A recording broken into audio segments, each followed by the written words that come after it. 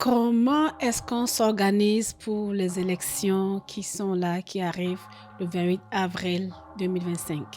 Comment est-ce qu'on s'organise? Qu'est-ce qu'on va faire à la maison? On est là pour éduquer.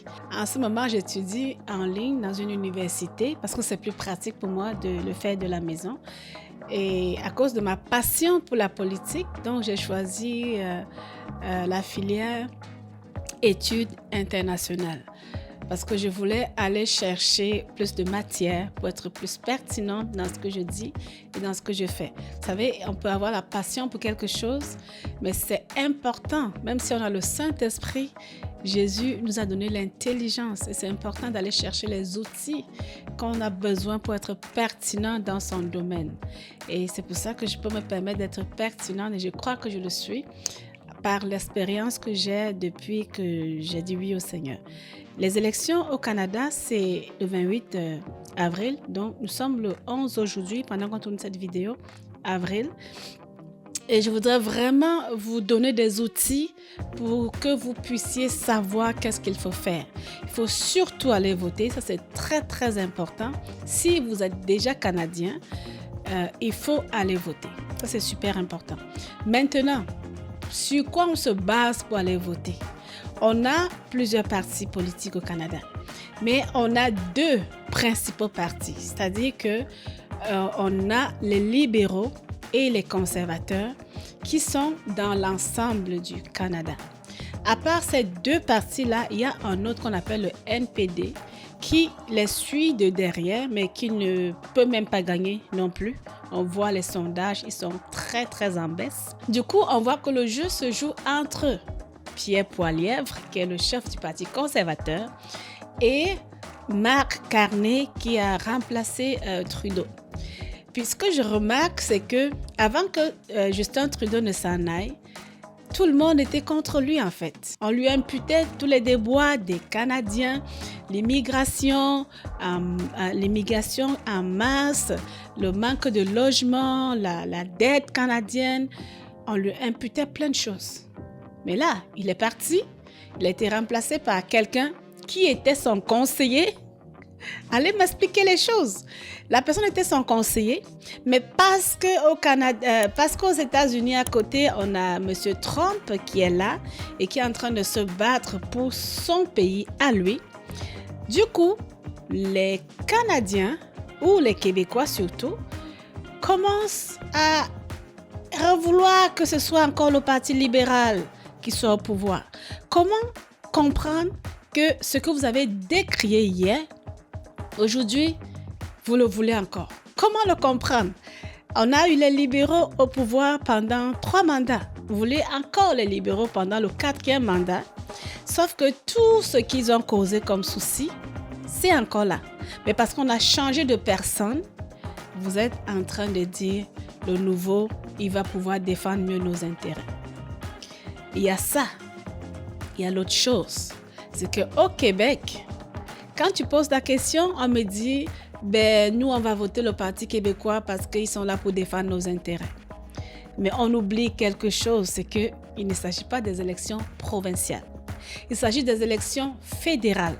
On est en train de voter un premier ministre qui va défendre les intérêts de tous les Canadiens. Alors, quand on vote un parti, comme le Parti québécois, j'ai rien contre ce parti, sauf que dans une élection fédérale, il ne peut pas gagner les élections. Il va aller peut-être à Ottawa s'ils ont beaucoup de votes. Ils vont, entre guillemets, défendre nos intérêts. Mais ils ne vont pas défendre nos intérêts face aux autres pays, face aux autres nations. Ça prend le premier ministre qui a été élu pour le faire. Alors, hier, on a reproché à Justin Trudeau quelque chose. Aujourd'hui, on trouve toutes les excuses à Mark Carney qui, non seulement ne s'exprime pas très bien en français. Au Québec, on sait très bien qu'on aime que les ministres parlent bien français. qu'il respecte notre français. Il n'explique pas, il se trompe souvent, il dit une chose aujourd'hui, le lendemain il dit son contraire. Il a reçu la leçon, on va dire, il a retenu la leçon de ce qui s'est passé aux États-Unis. Il a vu que les républicains ont gagné malgré le matraquage médiatique qu'on a fait contre eux en vantant les démocrates sur leur politique, entre guillemets, pour les libertés. Alors, du coup, au Canada, McCartney, il est en train de devenir conservateur. Je ne sais pas si vous vous rendez compte. Il est en train de prendre les idées des conservateurs et c'est ça qu'il partage. Je vais vous en parler des baisses d'impôts et tout ça parce que vous avez pris pas mal. Vous avez pris le Parti libéral puis vous proposez de l'amener un peu plus vers la droite, là. Baisse d'impôts. Au centre. Ben, au centre, oui. d'accord, baisse d'impôts, mais disons que vous détachez du NPD, vous vous rapprochez des conservateurs sur le spectre politique.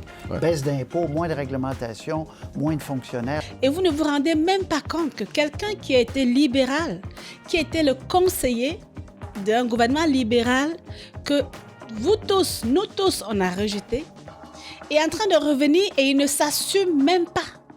Il fuit ses responsabilités et il va maintenant à droite. Et vous le suivez à droite. Que pensez-vous qu'il va faire s'il est élu? Mes chers frères, mes chères sœurs, mes chers compatriotes, soyons conséquents. On ne peut pas rejeter quelque chose et parce que ça a changé de vêtements, ça revient, mais le fond, c'est le même. Et on l'accepte.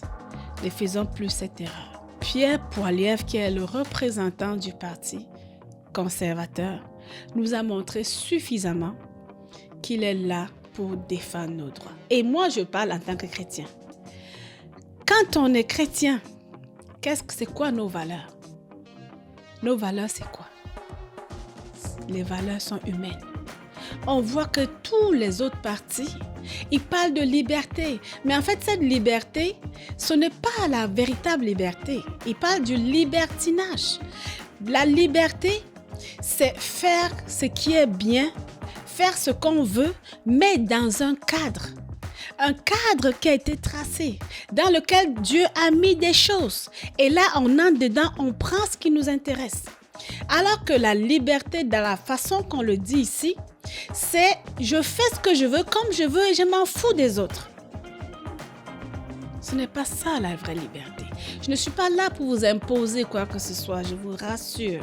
Je suis là pour vous donner des outils afin que vous puissiez réfléchir avant d'aller voter.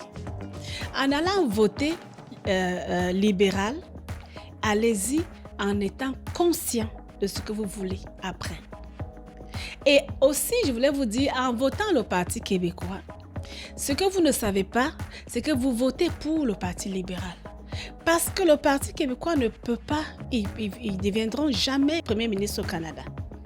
Peut-être au Québec, mais pas au Canada. Alors, quand vous le votez, vous êtes en train de prendre votre grain de sable que vous allez mettre dans la mer. Dites-moi si vous pouvez voir la différence. Il n'y a pas de différence. Ça se perd en fait. Alors que si on veut remplacer quelqu'un, la seule chose à faire, c'est de voter celui qui est capable de remplacer celui qu'on veut remplacer. À moins que vous soyez pour le Parti libéral. Là, c'est autre chose. Je vous donne juste des outils. Et c'est à vous de décider. Mais faites-le avec bonne conscience. Maintenant, pour ceux qui pensent que le Parti conservateur n'est pas assez chrétien et ils font certaines choses, non, ils font aussi, ils sont pas pro-vie, ils sont pro-choix. Mes frères, mes sœurs, Dieu est pro-choix. Dieu veut que nous ayons la vie et la vie en abondance. Mais Dieu ne nous impose rien. C'est nous qui décidons. Un parti qui m'impose les choses, je ne peux pas aller avec ce parti-là. Et le Parti conservateur, s'il est pro-choix par rapport à l'avortement, c'est parce que vous les chrétiens, nous les chrétiens, on a quitté le parti. Et les autres qui sont à l'extérieur sont en train d'entrer dedans. Et de l'intérieur, ils transforment les choses. Et plus nous allons partir, plus ça va être dilué. Alors, qu'est-ce qu'il faut faire? Nous devons entrer dedans pour faire en sorte que les choses avancent dans notre sens. Soyons stratégiques. Même dans le monde, ils l'ont très bien compris. La preuve, c'est que tous ces lobbies que nous connaissons aujourd'hui, qui allaient dans tous les sens avant que Trump ne prenne le pouvoir aux États-Unis, et en ce moment, avec l'avènement de Trump, on va dire, oui, tout n'est pas parfait. Je veux dire, il y a ces dérives. Mais il y a au moins ce côté on nous matraquait avec ces histoires où on devait avoir honte quasiment d'être hétérosexuel. On va le dire comme ça. Ce côté-là, au moins, est en train de changer un petit peu. Mais ces gens qui nous imposaient ces choses, on n'est pas contre ce qu'ils font dans leur chambre. On n'est pas contre leurs décisions. Quand vous êtes adulte, vous êtes consentant. Faites ce que vous voulez. Mais ma liberté doit s'arrêter. Là où commence celle de mon voisin. On nous l'a appris à l'école primaire. Et ce n'était plus cela. Vous voyez? Donc, soyez conséquents. C'est le but de cette vidéo. Avant d'aller voter, réfléchissez. Mon vote là, à quoi il va servir? Pourquoi est-ce que je roule?